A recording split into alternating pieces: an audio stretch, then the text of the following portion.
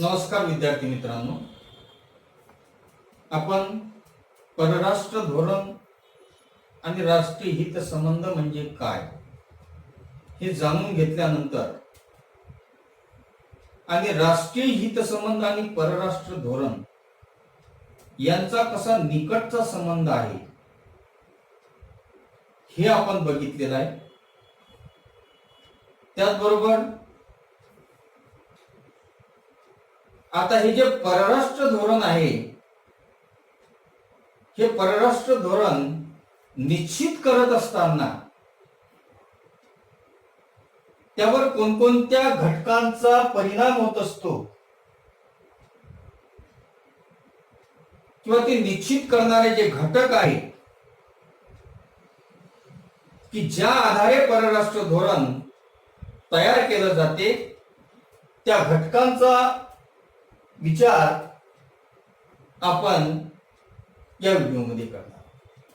मुद्दा आहे परराष्ट्र धोरण निश्चित करणारे घटक. बघा, आंतरराष्ट्रीय व्यवस्थेमध्ये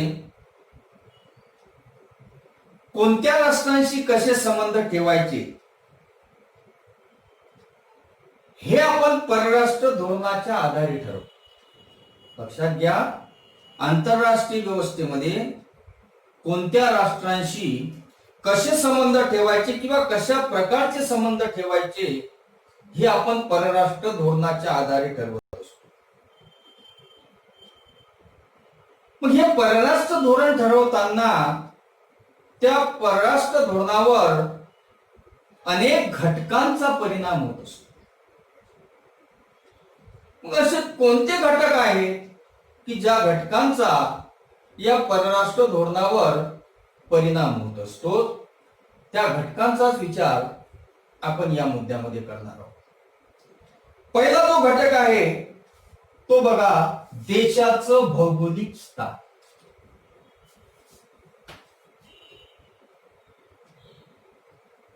बघा, राष्ट्रांच्या शेजारील देश असतील, त्या देशाला लाभलेला समुद्र किनारा असेल किंवा त्या देशामध्ये उपलब्ध असलेली खनिज संपत्ती असेल, त्या देशाची आर्थिक स्थिती असेल, त्या देशाचा आकार असेल किंवा त्या देशाची लोकसंख्या असेल, या सगळ्यांचा परिणाम हा परराष्ट्र धोरणावर होत असतो. म्हणजे या सगळ्या घटकांच्या आधारे परराष्ट्र धोरण निश्चित केल्या जाते. म्हणजेच त्या राष्ट्राच्या शेजारी कोणकोणते देश आहेत, त्या देशाला समुद्र किनारा किती लाभलेला आहे, त्या देशामध्ये खनिज संपत्ती कोणकोणती आहे, त्या देशाचा आकार किती मोठा आहे, त्या देशाची लोकसंख्या किती आहे, त्या देशाची आर्थिक स्थिती कशी आहे, हा सगळ्या घटकांचा विचार हे परराष्ट्र धोरण निश्चित करताना होत असतो. बघा, तुम्ही पृथ्वी गोल बघितलेला असेल. जगाचा जो नकाशा आहे तो जगाचा नकाशा सुद्धा तुम्ही पाहिलेला असेल. त्या नकाशावरून किंवा त्या पृथ्वी गोलावरून तुम्हाला कोणत्याही राष्ट्राचं जे भौगोलिक स्थान आहे ते भौगोलिक स्थान दिसते. मग आपल्याला त्या ठिकाणी काय दिसते? ते काही देश असे आहेत की जे अन्य देशांपासून दूर आहेत.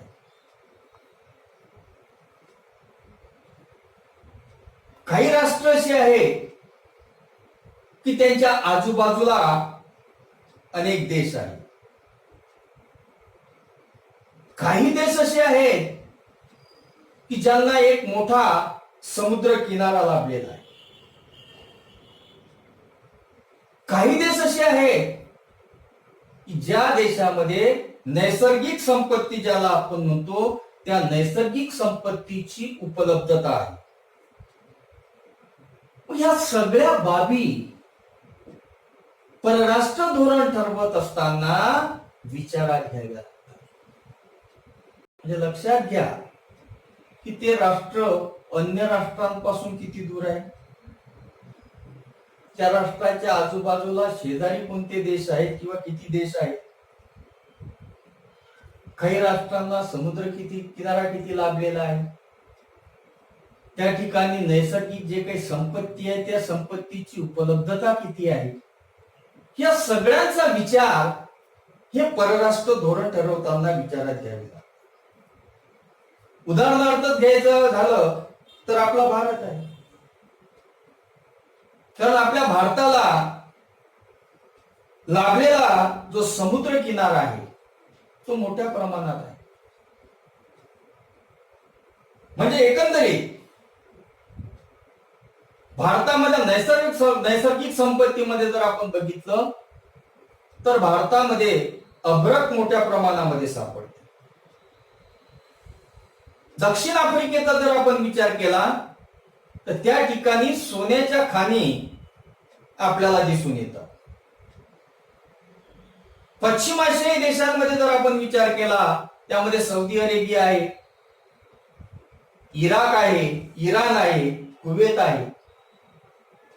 या देशांमध्ये आपल्याला मोठ्या प्रमाणामध्ये खनिज तेलाचे जे साठे आहेत ते खनिज तेलाचे साठे आपल्याला उपलब्ध दिसून येतात. म्हणजे एकंदरीत त्या देशाचा आकार असेल, त्या देशाची लोकसंख्या असेल, त्या देशाला लाभलेला समुद्र किनारा असेल किंवा त्या देशामधली जे नैसर्गिक साधन संपत्तीची उपलब्धता असेल, ह्या सर्वच बाबी परराष्ट्र धोरण ठरवत असताना विचारात घ्याव्या लागतात. आणि म्हणून देशाचं भौगोलिक स्थान हे सुद्धा परराष्ट्र धोरण निश्चित करणारा एक घटक मानला गेला. आता दुसरा जो घटक आहे तो आहे बघा राजकीय व्यवस्था.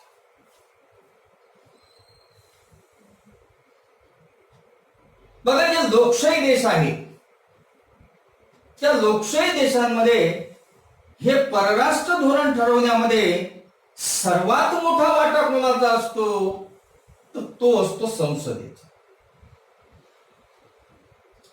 कारण ही जी संसद आहे या संसदेमध्ये त्या धोरणांवर चर्चा होते. त्या ठिकाणचा जो विरोधी पक्ष आहे तो विरोधी पक्ष त्या धोरणांवर नियंत्रण ठेवण्याचं काम करतात. म्हणजे लक्षात घ्या हे परराष्ट्र धोरण ठरवताना लोकशाहीमध्ये संसदेचा फार मोठा वाटा असतो. कारण संसदेनं ते धोरण ठरवलेलं आहे किंवा संसदेमध्ये ज्या धोरणावर चर्चा केली जाते त्यावर नियंत्रण ठेवण्याचं काम ही विरोधी पक्ष करत असतात. मात्र हुकुमशाही एक व्यक्ती, एक पक्ष किंवा सत्तागट हे धोरण ठरवण्याचं काम. म्हणजे हुकुमशाहीमध्ये लोकशाही सारखं नाही. लोकशाहीमध्ये संसदेमध्ये ठरवण्यात आलेलं जे धोरण आहे त्या धोरणावर नियंत्रण ठेवण्याचं काम ही विरोधी पक्ष करतो. पण हुकुमशाहीमध्ये एक व्यक्ती, एक पक्ष आणि एक सत्तागट हे धोरण ठरवण्याचं काम करतो. म्हणजे संघराज्य व्यवस्थेमध्ये परराष्ट्र धोरण ठरवायचं म्हटलं तर जे घटक राज्य आहेत त्या घटक राज्यांचा हिताचा सुद्धा विचार करावा लागतो. म्हणजे संघराज्यामध्ये परराष्ट्र धोरण ठरवताना जे घटक राज्य आहे त्या घटक राज्यांचा सुद्धा विचार करणं हे गरजेचं आहे. मग तुम्ही मला संघराज्य म्हणजे काय, तर ज्या देशाचा कारभार संघ किंवा केंद्र व घटक राज्य, संघ किंवा केंद्र व घटक राज्य या दोन स्तरांवर चालतो त्याला म्हणायचं संघराज्य व्यवस्था. म्हणजे ज्या देशाचा कारभार संघ किंवा केंद्र व घटक राज्य या दोन स्तरांवर चालतो त्याला म्हणतात संघराज्य शासन व्यवस्था.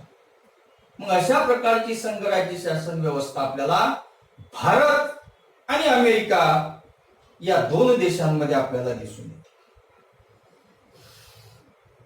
बघा, ज्या ठिकाणी लोकशाही स्वरूपाची व्यवस्था आहे, राजकीय व्यवस्था आहे, त्या लोकशाही स्वरूपाच्या राजकीय व्यवस्थेमध्ये संसदेला हे परराष्ट्र धोरण निर्माण करत असताना महत्वाचं स्थान असते. कारण परराष्ट्र धोरणासंबंधीच्या विषयांवर संसदेमध्ये चर्चा होते. लक्षात घ्या, लोकशाही स्वरूपाची ज्या ठिकाणी राजकीय व्यवस्था आहे त्या ठिकाणी परराष्ट्र धोरणाच्या निर्मितीमध्ये संसदेला विशेष महत्व आहे. कारण त्या संसदेमध्ये या परराष्ट्र धोरणाच्या संबंधी जे काही विषय आहेत त्या विषयांवर चर्चा होत असते. आणि दुसरी बाब अशी आहे की ज्या विषयांवरती चर्चा होते त्या विषयासंबंधी प्रश्न विचारून विरोधी पक्ष त्या परराष्ट्र धोरणावर नियंत्रण करत असतात. म्हणजे एकंदरीत ज्या ठिकाणी संघराज्य व्यवस्था आहे त्या देशांना परराष्ट्र धोरण ठरवत असताना आपले जे घटक राज्य आहेत त्या आपल्या घटक राज्यांचा सुद्धा त्यांना विचार करावा लागतो. कारण शेजारील जे राष्ट्र आहेत आणि त्या शेजारील राष्ट्रांमध्ये घडणाऱ्या ज्या काही घडामोडी आहेत त्या घडामोडींचा परिणाम या घटक राज्यांवर होत असतो. उदाहरणार्थ श्रीलंकेमधील घडामोडींचा परिणाम हा तामिळनाडूवर होतो आणि बांगलादेशामध्ये काही घडल्यास त्याचा परिणाम हा पश्चिम बंगाल आणि ईशान्येकडील राज्यांवर होतो. म्हणजे एकंदरीत त्या ठिकाणी जी राजकीय व्यवस्था आहे त्या राजकीय व्यवस्थेचा सुद्धा परिणाम हे परराष्ट्र धोरण निश्चित करताना किंवा परराष्ट्र धोरणाची निर्मिती करताना हे महत्वाचं ठरते. पुढचा जो मुद्दा आहे तो आहे बघा अर्थव्यवस्था. बघा, आर्थिक विकास हे सर्वच राष्ट्राचं उद्दिष्ट असते. देशाची आयात निर्यात असेल, जागतिक व्यापारात मधला त्यांचा सहभाग असेल, यावर त्या देशाचं जे परराष्ट्रीय धोरण आहे ते परराष्ट्रीय धोरण हे ठरवलं जाते. लक्षात घ्या, आर्थिक विकास हे सर्वच राष्ट्रांचं उद्दिष्ट आहे. त्या देशाची आयात निर्यात असेल, त्या देशाचं जागतिक व्यापारामधला सहभाग असेल, यावर त्या देशाचं जे परराष्ट्र धोरण आहे ते परराष्ट्र धोरण अवलंबून असते. कारण जागतिक व्यवस्थेमध्ये आर्थिक सुरक्षिततेचे मुद्दे हे राष्ट्रीय सुरक्षे इतकेच महत्वाचे मानले जातात. जागतिक जी व्यवस्था आहे त्या जागतिक व्यवस्थेमध्ये आर्थिक सुरक्षिततेचे जे मुद्दे आहेत ते आर्थिक सुरक्षिततेचे मुद्दे हे राष्ट्रीय सुरक्षितते इतकेच महत्वाचे मानले जातात. म्हणून त्या देशाची जी आयात निर्यात असेल, जागतिक व्यापारामधला त्या देशाचा जो सहभाग असेल, यावर त्या देशाचं जे परराष्ट्र धोरण आहे ते परराष्ट्र धोरण अवलंबून असते. म्हणजे एकंदरीत आर्थिक सुरक्षितता जेवढी भक्कम तेवढं ते राष्ट्र सामर्थ्यशाली म्हणून नावारूपाला येऊ शकते. म्हणजे ज्या राष्ट्राची आर्थिक सुरक्षितता भक्कम आहे ते राष्ट्र एक सामर्थ्य राष्ट्र म्हणून मानले जाते. उदाहरणार्थ अमेरिका आहे. परंतु अर्थव्यवस्था जर मजबूत असेल तर परस्पर अवलंबनी कमी होते. म्हणजे लक्षात घ्या, ज्या राष्ट्राची आर्थिक सुरक्षितता भक्कम ते राष्ट्र सामर्थ्यशाली म्हणून मानलं जाते. कारण अर्थव्यवस्था जर त्याची मजबूत असेल, त्या देशाचं जे परस्परावलंबन आहे ते परस्परावलंबन कमी होते. म्हणजे अर्थव्यवस्था जी आहे त्या अर्थव्यवस्थेचा सुद्धा या परराष्ट्र धोरणावर परिणाम होत असतो. मग या अर्थव्यवस्थेचा या परराष्ट्र धोरणावर साधारणपणे दोन प्रकारे परिणाम होतो. पहिला परिणाम काय आहे बघा, की देशाची अर्थव्यवस्था मजबूत करण्यासाठी अन्य राष्ट्रांशी प्रस्थापित करायचे जे आर्थिक संबंध आहेत, ते आर्थिक संबंध, आयात निर्यात, जागतिक व्यापारामधला सहभाग इत्यादी बाबी या परराष्ट्र धोरणाला आकार देत असतात. जे देशाची अर्थव्यवस्था मजबूत करण्यासाठी अन्य राष्ट्राशी प्रस्थापित करायचे जे काही आर्थिक संबंध आहेत, आयात निर्यात आहे किंवा जागतिक व्यापारामधला जो सहभाग आहे इत्यादी बाबी या परराष्ट्र धोरणाला आकार देत असतात. आपण बघितलेलं आहे की सध्याच्या जागतिक व्यवस्थेमध्ये आर्थिक सुरक्षिततेचे जे मुद्दे आहेत ते मुद्दे राष्ट्रीय सुरक्षितते इतकेच महत्वाचे मानले जातात. म्हणजे एकंदरीत आर्थिक सुरक्षितता जेवढी भक्कम असते तितके ते राष्ट्र एक सामर्थ्यशाली राष्ट्र म्हणून गणले जाते. आणि अर्थव्यवस्था जर मजबूत असेल तर ते राष्ट्र कमी परावलंबी असतात. त्यांना स्वतंत्रपणे आपलं परराष्ट्र धोरण जे आहे ते परराष्ट्र धोरण आखता येऊ शकते. म्हणजे त्या देशाची अर्थव्यवस्था सुद्धा मजबूत असणं गरजेचं आहे. अर्थव्यवस्था जर मजबूत असेल तर त्यांना आपलं जे परराष्ट्र धोरण आहे ते परराष्ट्र धोरण आखण्यामध्ये फारशा अडचणी निर्माण होत नाहीत. म्हणून या परराष्ट्र धोरणावर निश्चित करणारा तिसरा घटक हा अर्थव्यवस्था सुद्धा आहे. पुढचा जो घटक आहे तो आहे बघा राजकीय नेतृत्व. आता हे जे परराष्ट्र धोरण ठरवल्या जाते, हे परराष्ट्र धोरण ठरवण्यामध्ये कोण कोण समाविष्ट असते किंवा कोण कोणत्या व्यक्तींचा समावेश असतो बघा, हे लक्षात घ्या. परराष्ट्र धोरण ठरवण्यामध्ये राष्ट्रपती, प्रधानमंत्री, परराष्ट्र मंत्री, संरक्षण मंत्री, अर्थमंत्री आणि गृहमंत्री. लक्षात घ्या, परराष्ट्र धोरण ठरवण्यामध्ये कोणाकोणाचा वाटा असतो. परराष्ट्र धोरण ठरवण्यामध्ये राष्ट्रपती, प्रधानमंत्री, परराष्ट्र मंत्री, संरक्षण मंत्री, अर्थमंत्री आणि गृहमंत्री या सगळ्यांचा वाटा हे परराष्ट्र धोरण ठरवण्यामध्ये असतो.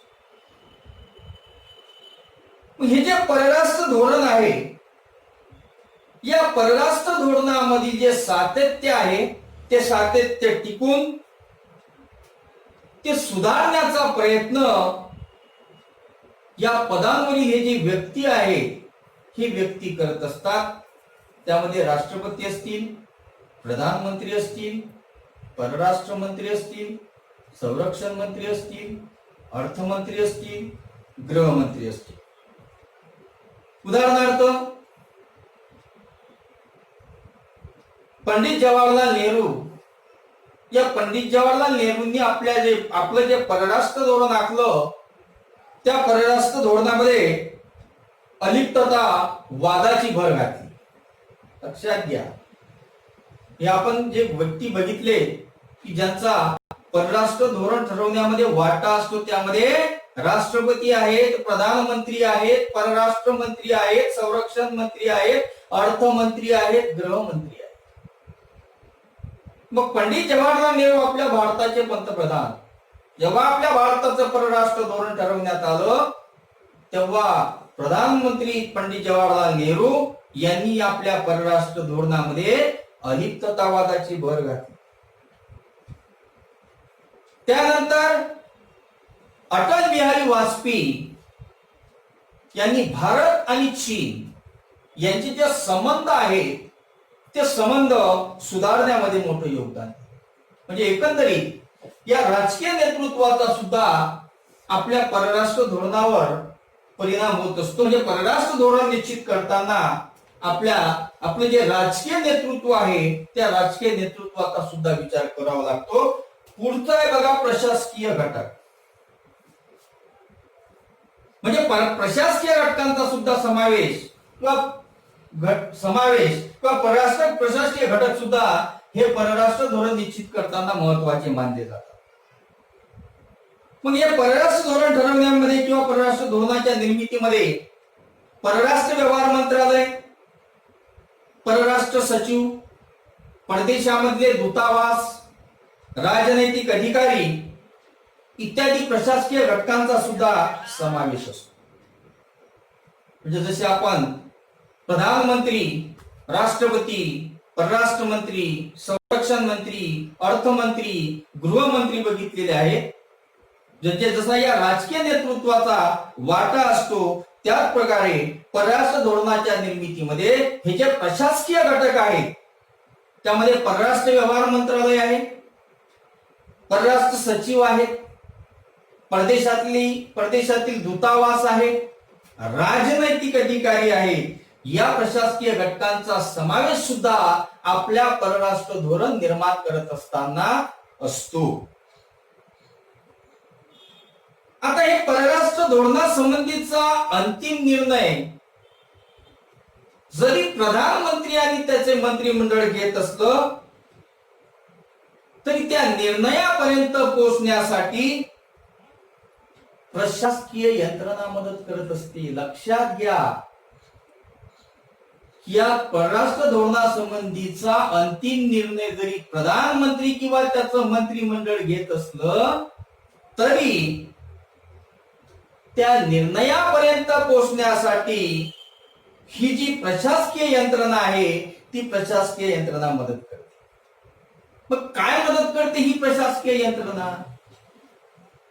तर या परराष्ट्र धोरणासाठी आवश्यक जी माहिती आहे ती माहिती गोळा करण्याचं काम ही प्रशासकीय यंत्रणा करते. तिचे विश्लेषण करण्याचं काम ही प्रशासकीय यंत्रणा करते.